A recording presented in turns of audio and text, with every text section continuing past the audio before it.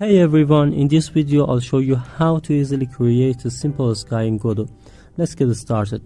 First, we'll go to the website Polyhaven, then go to the Assets tab, choose HDRIs and open the Skies section.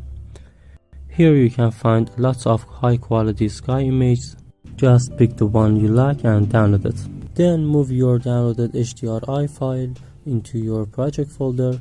Now let's go back to Godot. Once you move your file into your project folder, it will automatically appear in your file system.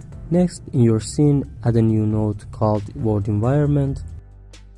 Then click on New Environment.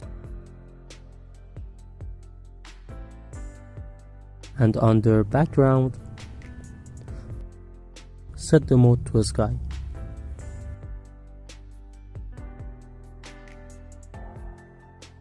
Under the Sky section, choose New Sky